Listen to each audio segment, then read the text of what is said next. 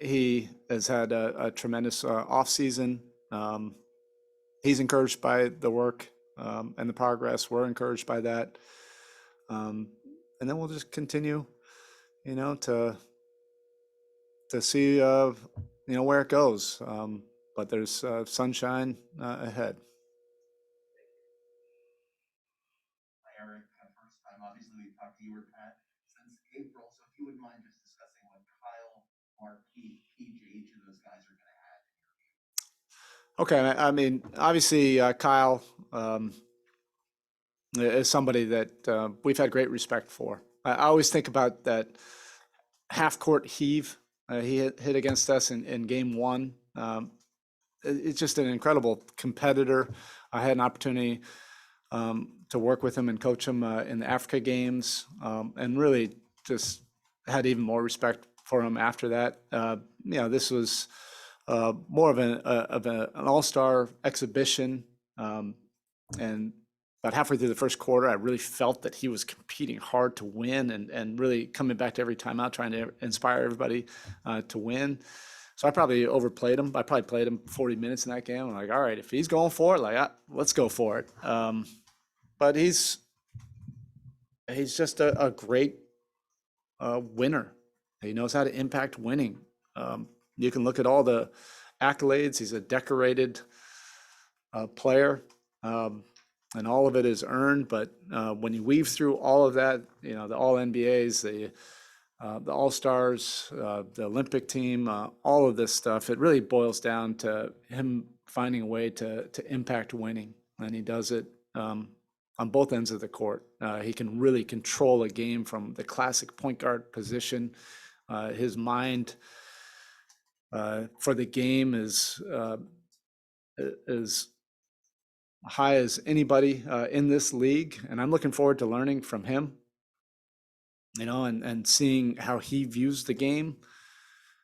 But he also has a unique way of being able to play off of the ball and be just as effective. He's one of the best dribble handoff guys. He's a catch and shoot player. He can space the floor, or he can just control the ball and make sure you get into what you need to get into. And then he can score and make plays during the course of all of that. Defensively, he's physical, he's tough, he's smart. He can play in system defense. He knows how to make key plays in big moments. We're just thrilled to have him in our building and in the black and red after all these years competing against him. PJ Tucker, the way he competes and puts himself out there just screams Miami Heat culture. He's fierce, he's tough, he's edgy. He does not give you an inch when he's competing against you defensively. Offensively, he's been one of the better corner space three-point shooters in this league, but he does a lot of things offensively and check a lot of intangibles for you offensively that don't show up in the box score. But if you ask any one of his teammates or any one of his former coaches, they all thought that he was one of the more impactful players because of those winning plays. And then Mark Keefe is somebody that we respected over the course of his entire career, but particularly when he was with the Wizards, competing against him, his versatility, positional size at the 4 or 5, his ability to score, to be able to play off the ball. I really respect how he's played a lot of different roles for different programs in this league, and he's found a way to impact or make an impact in those different roles. And that's sometimes to have been featured, sometimes to not be featured, sometimes to offer space, sometimes to come off the bench and make an impact. All those things, are easier said than done. And then obviously when we competed against him in the finals, he had a great impact in that series and probably played his best basketball the entire year. That stuff matters. And again, the playoffs are tough. It's hard to win at the highest level. And ultimately, you want to have guys that have experienced playoff basketball and have experienced that kind of adversity that only the people that have been through it in 7-game series and have felt the emotional swings of a win or a loss and the difference between those in the playoffs. Understand that.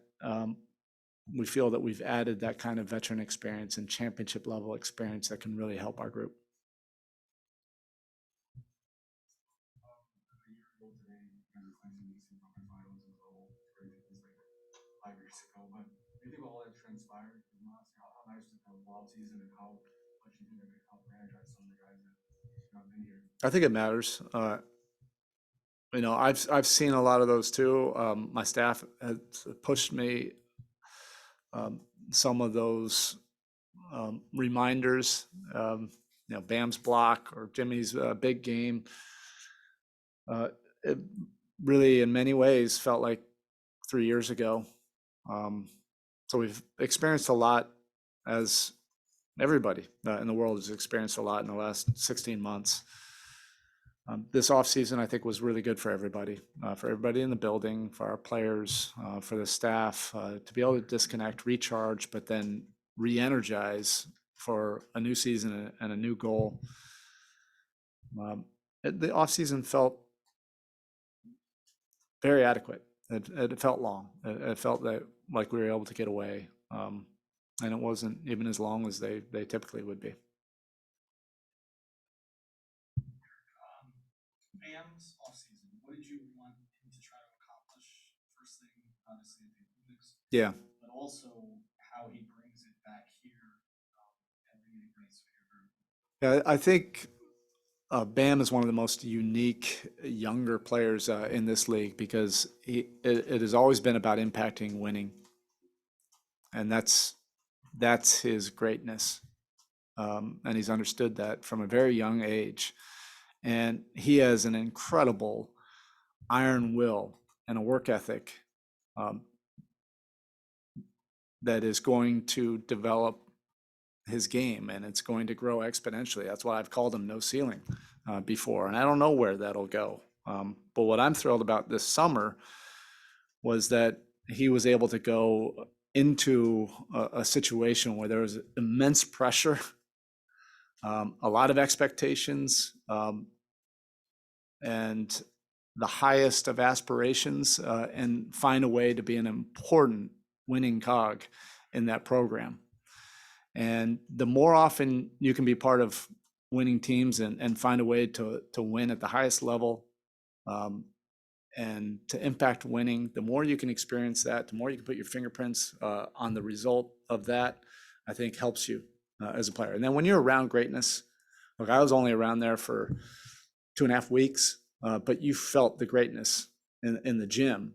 And Bam was part of that. He's one of the great players in this league, but it's all about impacting winning, and they were able to do it. I have the ultimate respect for what they were able to do, what Bam was able to do in his role. That means something. Eric, this is the third season where the pandemic is going to kind of dominate everything. Yeah. Still, the league has made real clear that the difference between the backs and unbacks guys is going to be night and day as far as what the game can, as far as testing and all that. One, how do you think the organization is prepared for year 3? And secondly, do you have any concerns about tax issues? Any concerns in the room about guys who are or aren't Look, I think everybody is going to have to continue to be flexible. As soon as you try to make absolutes out of this situation, you're only going to find frustration. And hopefully the worst is behind us, but there will be more of it in front of us. This is not going away immediately. So I think as we look at it from our organization, we're going to control what we can control and be ready to pivot whenever we need to, and be agile, when we need to. And I think, one of the things that we've constantly reminded ourselves in this building throughout all of this is to show empathy, for each other and everybody going through this. This is a competitive business, and there is a bottom line to that. But these are extraordinary times and circumstances. And I think it would benefit everybody to show and express empathy during it.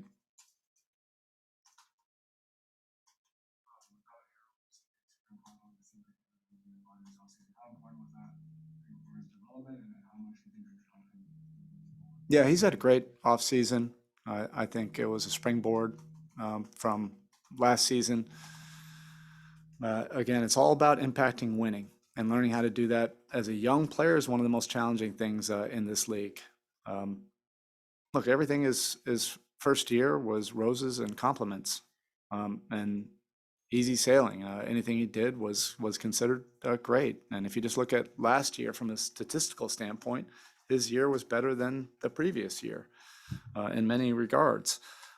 But I think one of the most important things to navigate as a young player is to be able to handle some adversity, handle when the narrative changes, and to be able to continue to forge ahead and focus on controlling what you can control, and then learning the league and learning how to impact winning.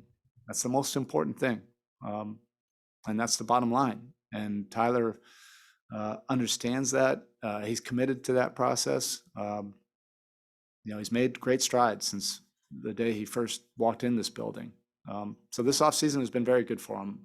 It's notable that he's added, 10 plus pounds of muscle. That was one of his important goals that we sat down and talked to him about, and he was fully on board with that, and he changed his body.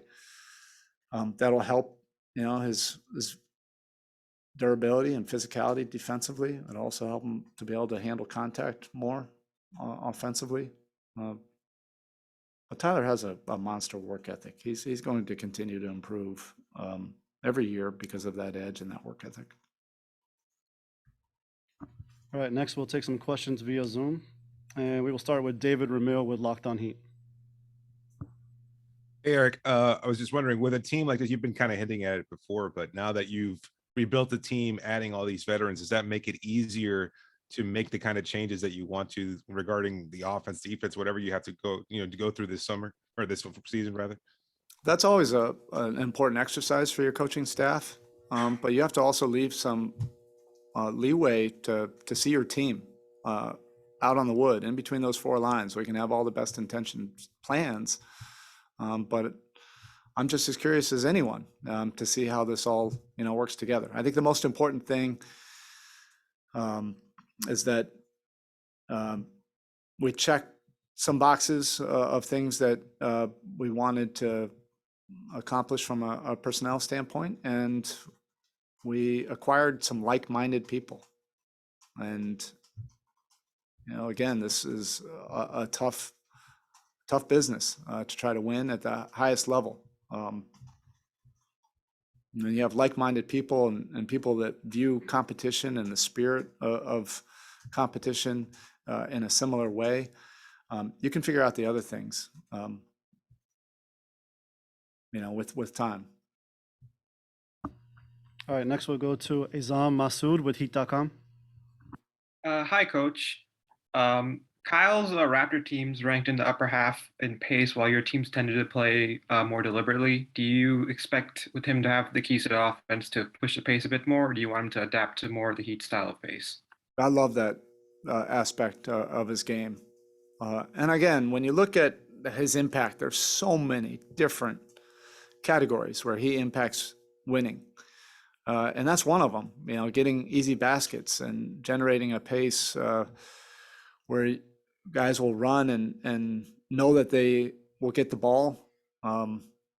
And it's not necessarily that bottom line number of your fast break points or your pace, but when those happen. And if you can get some key easy ones during key moments of the game, that can be the difference of winning and losing. And that can take your offense from one level to an entirely different tier. But his pace is one of the things that I dreaded the most competing against him, because of those unpredictable,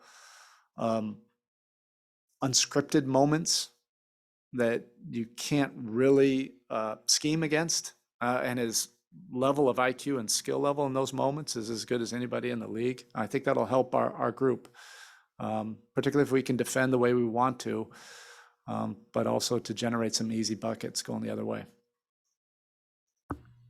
Next, we'll go to Mateo Mayorga. Coach, at the last media day, you said that one of your methods of improvement is reaching out to coaches to gain their perspective and visit them, but because of the pandemic, you weren't able to do that last year. Were you more successful this offseason in that regard? I was. I did all of that without any social media trail.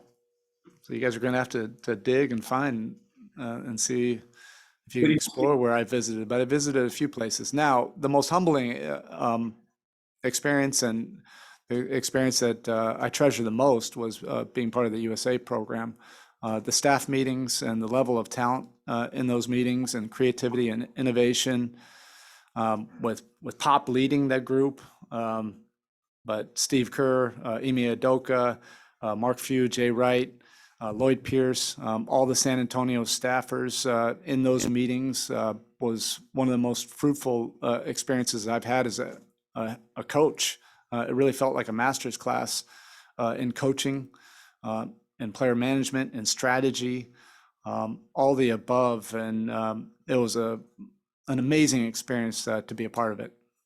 Thank you, Coach. All right, next we'll go to Naveen with the Rappler Philippines. Hey, Coach, mabuhay. How are you? Hope you're doing Mabuhay. well. Yes. Coach, do you think we're going to see some more versatility in terms of Bam's offensive game this year? Do you foresee some new areas of Bam's offense that are going to be on display, especially given maybe the extra space and extra playmaking you're going to have in the offense with Kyle and PJ and the rest of the new guys? Yeah, all the above. He's really worked at his game. If you look at his game from when he first came into the league, the second year, each year he's added to it, and that's what the great players all do. And you'll continue to see that. His mid-range game, his free throw shooting, we don't take that for granted. The fact that he can draw fouls, he plays with physicality, and then he makes free throws is really important, for us. And his range will increase, his playmaking will get better with experience. He's a unique player, so you can't put him or look at him in a conventional way. I know there's a lot of rhetoric about Bam's game and where he should improve and how he should improve. And I say this with respect, most of that rhetoric is from people that don't really understand. And when you understand what it really takes to win and how he's going to improve in those areas, I think that's what matters most. Eric, we've touched this topic before, and I know you're open to anything and everything, but when it comes to going with two big men, be it Bam and Dwayne Dedman, or Bam and maybe Omer gets to that point also, is there an increased sort of look at that based on what happened in the playoff series against Milwaukee and based on some maybe ongoing struggles by the team rebounding at the end of last season? Yeah, I think, the most important thing is you have to be able to address a lot of different styles of play and different ways that you may have to win in the playoffs.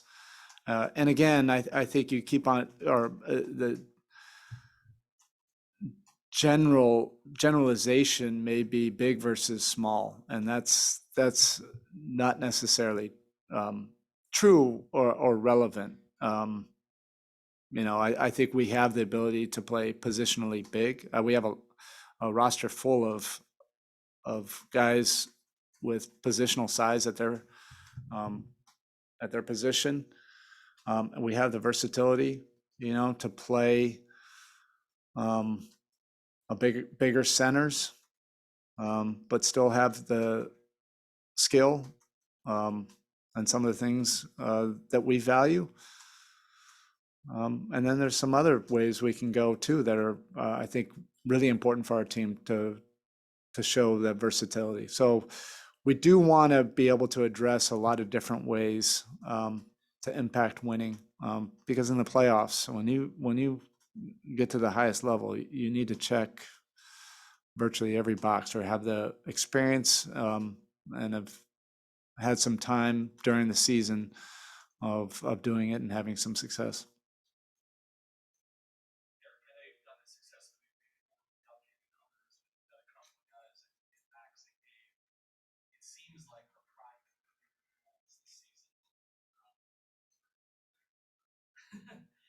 What are you looking for from each of them, and in particular, with Gabe, do you feel he can handle point guard responsibilities? Well, our player development program is still one of the really important lifebloods of our program. And I think the way the roster was constructed by Pat and Andy was done in a very thoughtful way.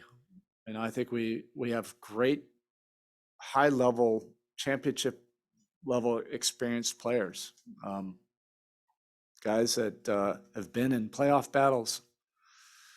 We have some mid-vet guys that are right in their physical primes that have developed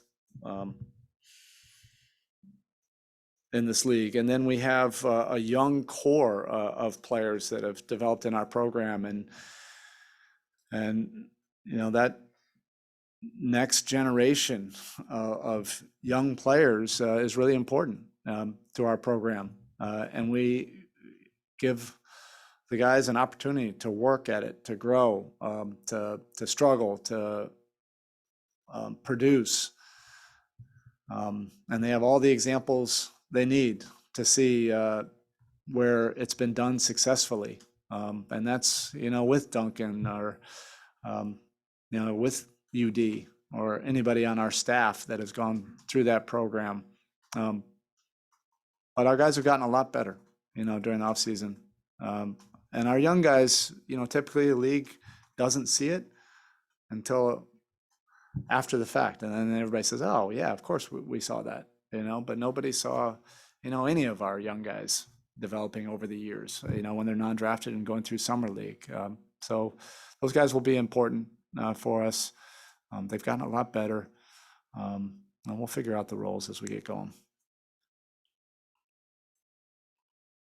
Coach, last year in the playoffs, we got a little bit of a taste of what an almost full building will look like this year after about 19 months away. Fans will be back. Does that add to the level of excitement heading into the season, knowing that, you know, things are back to normal, kind of? Yeah, for sure. I think everybody loves the energy of a live building, and that's whether you're at home or on the road. You know, that's a big part of this business. It's what this keeps this business going, right?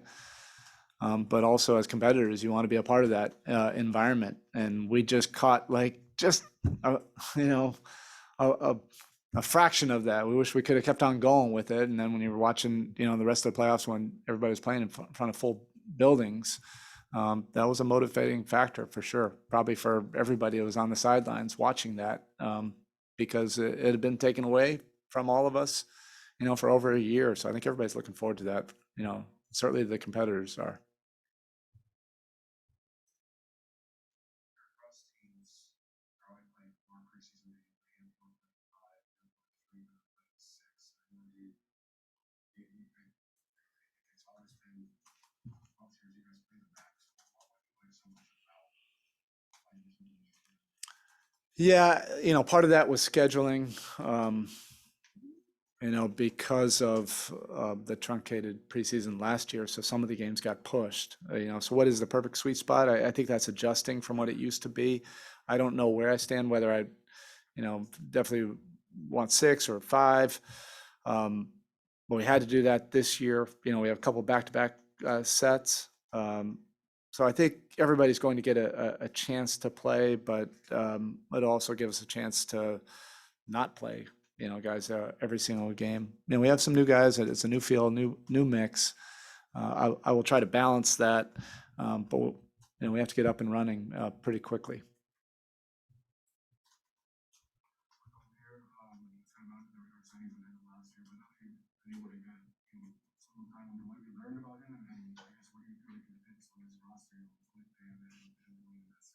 Yeah, Dwayne and Omer give us that 7-foot positional size at that position. And Omer is unique because of his skill set, his shooting touch around the basket, but also with range. And he has a feel that you can't necessarily teach, that skill level and just feel for plays. Very good rebounder, good instincts for rebounding. And I think with another year, full year and a training camp and offseason in our defensive program, I think he's going to be even more disruptive at the rim and to learn how to do that without fouling.